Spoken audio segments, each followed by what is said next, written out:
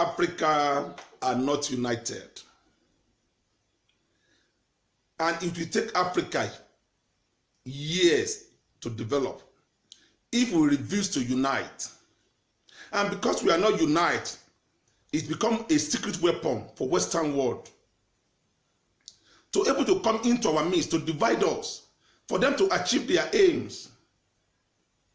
Let me tell you, I have nothing against the Western world coming to Africa, because they are coming here to establish their own business. But the problem comes when we Africa stand up against each other and we refused to acknowledge that because we are divided, it gives these people chance for able to achieve their aims in our midst. How would it look like when a black man like me is telling me I'm not from here? How does this sound to you when a black man like you, someone who look alike like you, is telling you are not from this place? Some of the black men who live in other black African countries, go and ask them what they are going through. The level of racists in Africa is more than what we see in the Western world. It's more than what we see in America. Can I tell you this? It is more easy for black man to set up an industry in Europe than setting up a company in other Africa. The reason behind it is this. White people, they are very smart. They are very intelligent. They are very clever. They will allow him to come up with his own ideas. So if he has the money to set it up, they won't deny him. And if he doesn't have the money, if he has the idea, they will support him with their own money. Let's see this man's idea. Go and check many of the black men who have bring out their ideas to setting up certain investment in Europe. But the moment it's set up, their country stepping, and they make him a partner of his own ideas, because it's to the development of their own country, it's to the benefit and good of their own country. They will allow him, set it up, bring the idea. They will follow him with all their heart, with all their mind. They will protect him in every aspect. Go and check it. But in Africa, when another African man comes to Africa to set up a business, it becomes a racist. It becomes an issue. The politics they are doing in Africa, they will see that man as a threat to them. Then they use that man as a point of contact to campaign against, to use him as a campaign that the African man has come. Another man has come to take your land. Another man has come to take your place. They use him as a campaign strategist to deceive their own people, instead of them to accept that they have failed in their own capacity. What will it take if another African man go to another Africa to go and set up a business? Let us not ask him either he steal the money or inherit the money or anyhow it is. Allow him. Go to many African countries. You will see a lot of open land, unused land. The only company who are flourishing in Africa, go and check it. Either it's owned by Indian or China, or it's owned by white people. What I'm saying to you is this. Let Africa come together and unite. Many African men live in other African countries.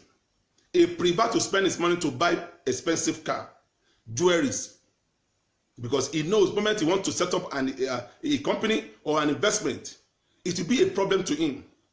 How can you say that? Somebody who have lived in other African countries for 28 years, because of politics, they are telling him it's not from that place. He has had a lot of children in that country. Still, they did not accept him to be one of them. When will Africa grow in this kind of sentiment, in this kind of intimidation? I'm telling you this. I'm an African man, and I like Africa. African people, they are good people. But that good is not enough.